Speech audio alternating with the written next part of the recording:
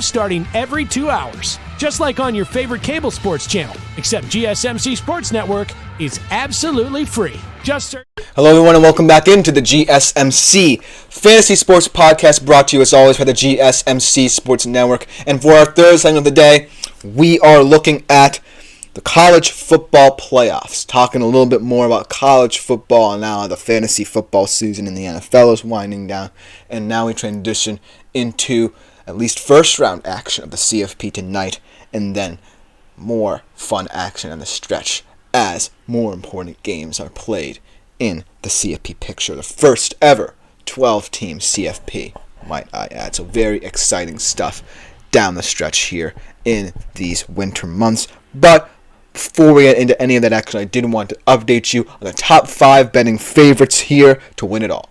These are the teams that Vegas really thinks have the best chance to really make an impact in the first ever 12-team CFP by being its first ever winner. And all 5 of these teams are great teams, but they have their flaws. This is a wide open race here, so you can interpret this however you want. If you're an aggressive bettor, you might like some outsiders that might not be on this list, but if you want to go by the book, then potentially this could really help you narrow it down. Without further ado, let's jump right into the top 5 betting favorites to win it all in the CFP. Starting off with number 5, this is a talented team. This is a team that got the easier side of the bracket, really is rounding into form, and could have been, if a couple plays had gone their way, Big Ten champions, potentially the number 1 seed. They have the offense, they have the defensive pieces and weapons to really get at you, but they do have some flaws that might keep them a little bit down this list, and the reason why they're number 5 here, the Penn State Nittany Lions at plus 550. Now, I love what they've done with this offense, bringing in offensive coordinator Andy Kotelnicki from Kansas, revitalizing what Drew Aller can do downfield, getting the most out of a guy like Tyler Warren, their do-it-all tight end who can line up anywhere on the field and hurt you. And what they've gotten out of their defense is a front that includes a guy like Abdul Carter, who's going to be a really high draft pick in the 25 NFL draft, that really can generate a lot of pressure. But I do feel like the one issue I have with Penn State is an over-reliance on Tyler Warren in certain situations. And Drew Aller, yes, he's a fantastic quarterback who really has elevated his game from year 1 to now. But I do feel like if teams start to key in on Tyler Warren, these elite defenses that they're going to have to face down the stretch here, even on the easier side of the bracket, I do feel like Penn State's going to have to diversify that offense a little bit more. Going to have to get a guy like potentially Harrison Wallace, their second leading receiver, going. Young stud and Amari Evans having going. And then also rely on your backfield, one of the strongest backfields in this 12-team CFP, and Nicholas Singleton and Kaytron Allen to really make up the balance here. Because I think the defense, despite the fact that they gave up 45 to Oregon, is the best aspect of this team. I really like how this front 7 and the secondary cohere. I really like how this front 7 generates pressure and how the secondary cleans up. I love Jalen Reed at the safety position. This pick 6 against Wisconsin was a pivotal point in Penn State's season. And I do think that at the end of the day, they have enough potency on that side of the football to pull out football games. But this offense is going to have to become a little bit more multifaceted to believe in them. So this is why I feel like they're the 5th betting favorite rather than a little bit higher on this list. But I do think that on that side of the bracket, should matchups go their way, and this one against SMU they don't want to overlook, even though it's at Beaver Stadium in that white-out crowd. If matchups break their way, and you get, say, an Indiana upset, and say a Georgia team that might be playing without Carson Beck, in fact, I do believe it's confirmed that he will miss the CFP, then Penn State can make a run at this thing. But they're going to have to find different options on offense, especially in the passing game, to really get that ball rolling. That's why they sit at number 5. Then at number 4, perhaps the most talented team in the field, a real dark horse for a lot of people to win it all, but a team that has faced its number of miscues, stunning upsets, and ultimately not necessarily cohesion that you would like out of a talented roster. Ohio State Buckeyes at plus 500 sneaking into the field after an absolutely embarrassing loss to Michigan at home. And I do think that this Ohio State team does have the talent to beat the Oregons and Texases of the world.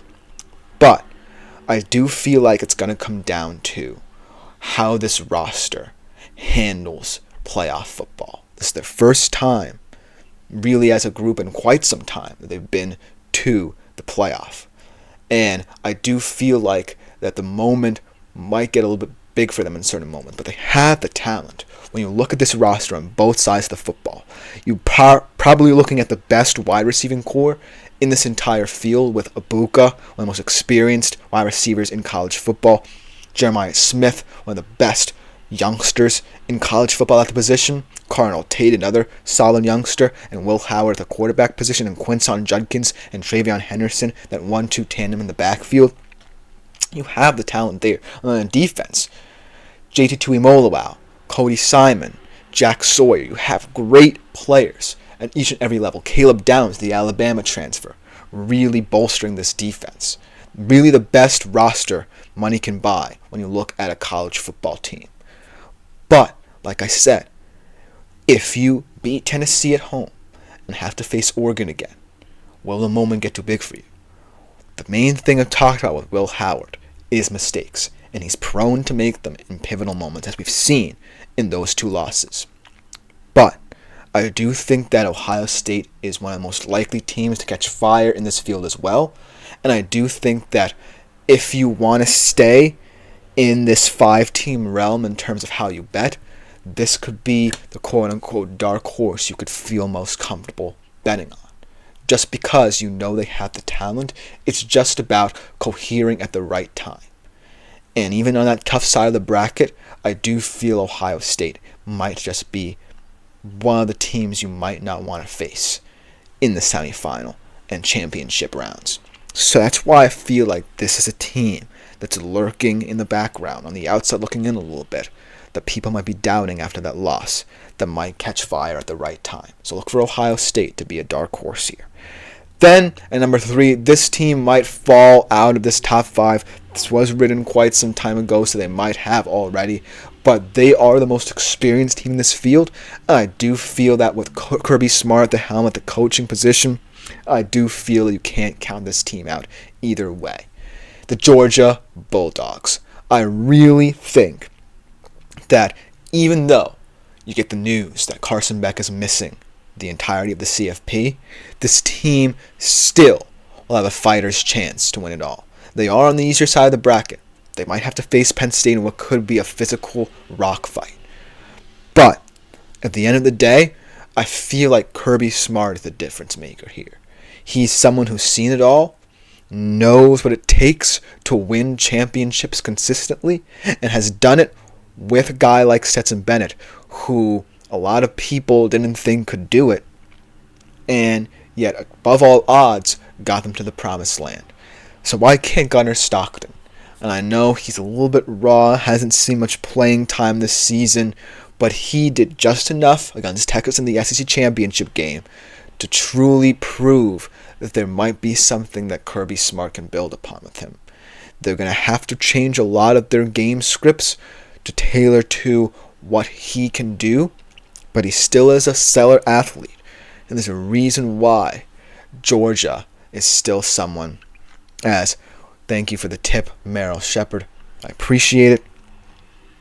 I do feel like there's a reason why Vegas is still so high on this team. I'm going to have to check and see if they're still in the top 5, because who knows, that news of Carson Beck might have thrown some bettors off and thus have shaken up the odds.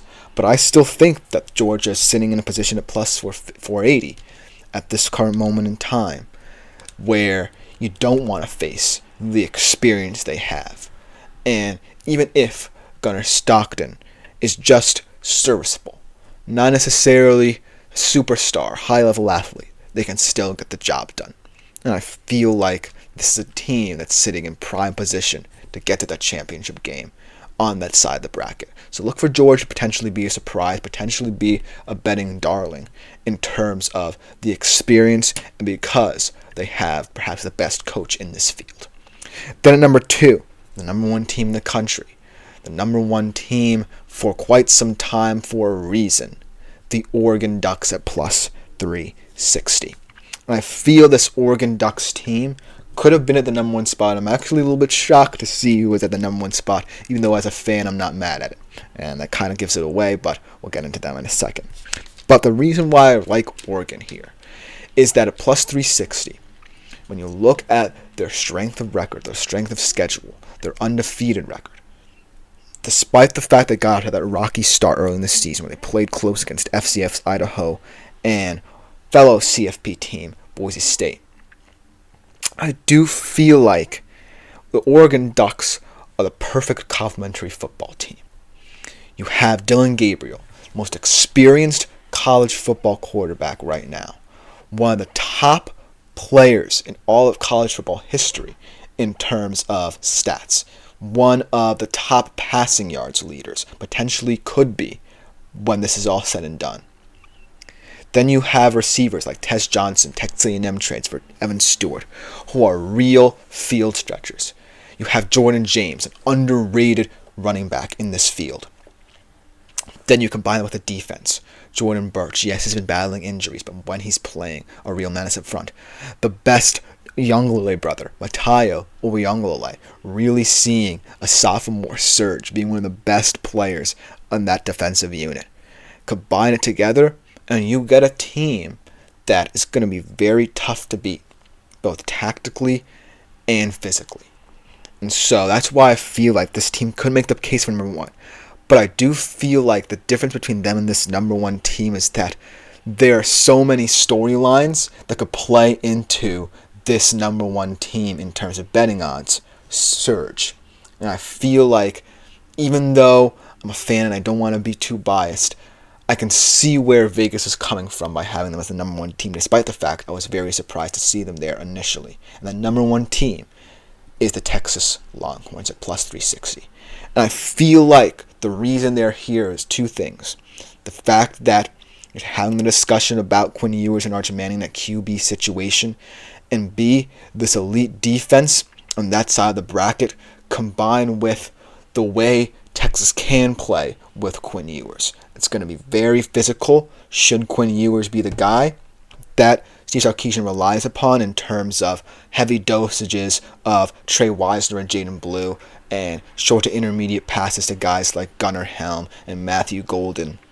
And ultimately, I feel like if that wild card is played, if Steve Sarkisian says Arch can come in for a few packages, it changes the whole landscape of how you game plan, because you don't know when he's coming in, you don't know what he's coming in for, whether it's a zone read and he takes it to the house or they allow him to throw. That's what makes this Texas team so hard to gauge and why people are still so high in it, despite the fact that right now they're entering it a little bit, uncertain. And so even though a lot of people are thinking that this Texas team might not be as ready as we thought for this playoff round, they haven't really played anyone, no signature wins, this is a Texas team that still can beat you in a variety of ways and has the ultimate trump card here. So that's why I feel they're the number 1 team here, even though all 4 of these teams can make the case for being this number 1 betting favorite. But let me know what you think in the comments, because this could definitely change as we start to see these first round game results. But ultimately, I like this list. But coming up next, we transition to talk about Sunday Night Football, Bucs Cowboys, from a betting perspective, and then to conclude the show from a Stardom Cinema perspective. We'll be right back after this short break to talk about it.